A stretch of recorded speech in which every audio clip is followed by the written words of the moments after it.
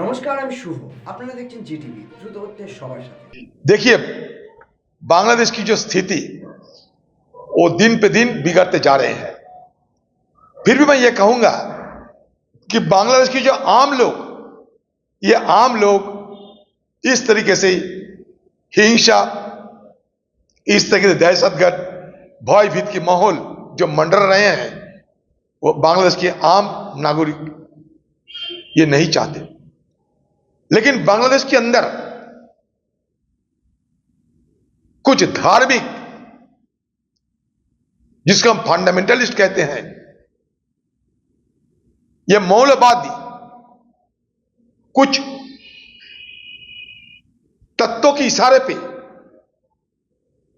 और बांग्लादेश की जो आज की जो अंतरिम जो सरकार है, इंटरिम जो गवर्नमेंट है, उनकी नाकामी कहिए, मिलीभगत कहिए, साजिश कहिए, इसके चलते बांग्लादेश में स्थिति अभी सामान्य नहीं हो पा रहे हैं। बांग्लादेश की एक वर्ग के लोग पाकिस्तान और चीन, ये दोनों देश की इशारा पे हिंदुस्तान के साथ तनाव पैदा करना चाहते हैं। क्योंकि आप जानते हैं 1971 में जब इंदिरा गांधी और मानेक साजी इनकी अगुवाई में बांग्लादेश की आजादी मिली थी, उस समय यह हार की बदला पाकिस्तान नहीं ले पाए। हमारे पश्चिम सीमा पे कोशिश तो करते हैं, लेकिन नाकाम रह जाते। जब जब पाकिस्तान के साथ हमारा जंग हुई थी, पाकिस्तान को हार की सामना करने पड़े। लेकिन उस समय आईएसआई और पाकिस्तानी फौजों ने एक स्ट्रैटेजी बनाई थी कि cut India, bleed India by 1000 cuts, bleed India by 1000 cuts. मतलब हिंदुस्तान की जो शरीर, इससे खाली खून बहाते जाओ। और ये खून बहाने के चलते कभी नॉर्थ ईस्टर्न रीजन में इंसर्जेंट्स को, कश्मीर घाटी में हमारे पाकिस्तान इंडिया बॉर्डर पे एक के बाद एक को बहुत सारे अंतर्घात करने की कोशिश कर रहे हैं। अगले तारीख में, अगले दिन में वो चाहते, उनका यह मंशा रही कि उनका जो नापाक इरादे, उनका नापाक इरादे को और नापाक मंसूबे को अंजाम देने के लिए बांग्लादेश एक सही जगह बनेगी। ये सुनियोजित तरीके से बांग्लादेश में ये अशांति और तनाव फैला रहे हैं, पैदा कर रहे हैं, क्योंकि देश, हमारे देश हिंदुस्तान के साथ इनका कोई टकराव हो। मैं इसलिए आपके माध्यम से हमारे देश के प्रधानमंत्री को यह कहना चाहते हैं कि इस स्थिति से जूझने के लिए हमारा देश में ऑल पार्टी मीटिंग बुला के सलाह मशवरा करना चाहिए। क्योंकि स्थिति जिस दिशा में जा रहे हैं, इसको अनदेखी नहीं किया जाना चाहिए। सबके साथ मिलकर सलाह मशवरा करके ऑल पार्टी मीटिंग बुला के बांग्लादेश की स्थिति को बड़े गंभीर से चर्चा करना जरूरी है। बहुत सारे लोग दुखी है, वहां तनाव कम होने की नाम नहीं लेते हैं, और खासकर कोई निर्वाचित सरकार भी नहीं है। बात करें तो किसके साथ करे, और इसी फायदा लेने में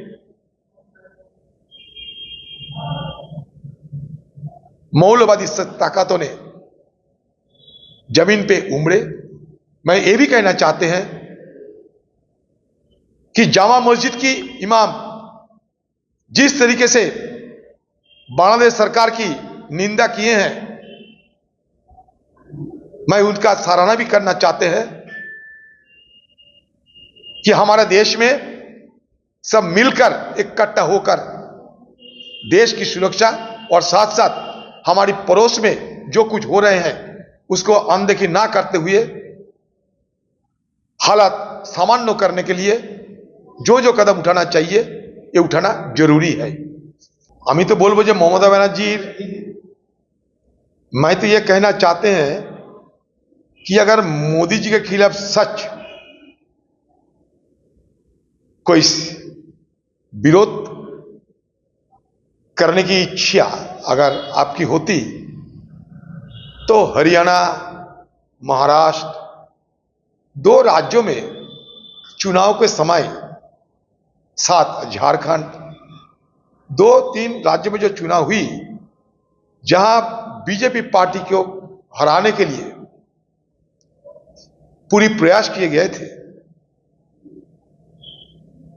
और हरियाणा में सिर्फ आधा फीसद वोट में हम लोग हारे, एक नहीं आधा फीसद। झारखंड में जीती तो उस समय ममता बनर्जी खुद क्यों चुप्पी साधी रही थी? उनकी जुबान से कोई बात नहीं निकली थी कि भाई झारखंड में और हरियाणा में, महाराष्ट्र में आम लोग आप बीजेपी के विरोध, बीजेपी के खिलाफ वोट दान करें। इसके आरजी उस समय नहीं सुन पाए थे हम लोग। ममता बनर्जी उनकी इंतजार आज से नहीं काफी सालों से कर रही है कि कैसे कांग्रेस के बीच एक फुट निकाला जाए और आप इंडिया के बीच एक फुट निकाला जाए, एक दरार पैदा किया जाए। और एक बात मैं कहना चाहते हैं, ये मतलब संयोग से हो सकते कि जब अदानी के खिलाफ कांग्रेस पार्टी की तेवर तीखी हो रहे हैं तब ये ममता बनर्जी इनकी विरोध कर रहे हैं। मोदी की विरोध नहीं करते ममता बनर्जी, विरोध करते इंडिया जोट की। मतलब साफ है, इंडिया जोट की विरोध करने में अगर हिंदुस्तान में कोई एक व्यक्ति खुशी होगी तो उनका नाम हमारे देश के प्रधानमंत्री। कई साल पहले लालू प्रसाद जी अपना ख्वाहिश जताया था कि हर कोई राजनीतिक प्रधानमंत्री बनना चाहते हैं। मुझे लगता है भाई दीदी भी इसकी बाहर नहीं है, ये कोई अन्याय तो नहीं है। लेकिन बंगाल में कुछ पत्रकारों ने किसी छात्र छात्रा को यह सवाल किया था कि भाई ममता बनर्जी बंगाल का तो सीएम बन गए हैं, अभी हिंदुस्तान की पीएम बने तो आपका कोई आपत्ति है? तो छात्र और छात्रा ने बड़े खुशी से कही नहीं नहीं नहीं, हमें कोई आपत्ति नहीं है। तो सांबादिक जो पत्रकार उनको थोड़ा तजुब लगी, उन्हें पूछा क्यों आपको आपत्ति नहीं है? आप सब ममता जी की पक्ष में है क्या? ममता जी की पक्षधर है क्या? टीएमसी पार्टी करते हो क्या?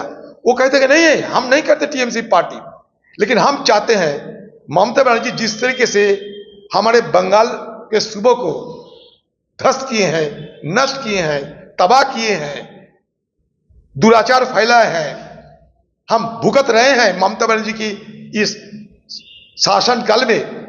जिस तरह हम लोग भुगत रहे हैं, हिंदुस्तान के आम लोग उसको भी ये भुगतना जरूरी है। इसलिए हम चाहते हैं कि ममता बनर्जी की असली पहचान सारे हिंदुस्तान के लोग आजमा ले। जैसे कि हम लोग दिन रात ये भुगत रहे हैं, ना कोई नौकरी, ना कोई उद्योग, ना कोई शिक्षा, चारों तरफ दहशतगर्द, लूटपाट और रंगदारी चलते हैं। उस तरह सारे देश को अगर ममता बनर्जी की अगुवाई में लूटपाट, रंगदारी शुरू होंगे तब देशवासियों को पता चलेगा कि बंगाल की असली हालत क्या है। इसलिए हम चाहते हैं अगर हो सके तो ममता बनर्जी को एक बार पीएम बना दो। उनकी एक ख्वाहिश है, उनकी भतीजे को, प्यारे भतीजे को वो सीएम बनाना चाहते हैं और खुद पीएम बनना चाहता है, बाकी सारे जिला जिला में, डिस्ट्रिक्ट डिस्ट्रिक्ट में, ब्लॉक ब्लॉक में डीएम तो है ही है तृणमूल पार्टी के नेता लोग। দেখুন একটা প্রভোকেশন চলছে, পিছনে পাকিস্তান, পিছনে চীন।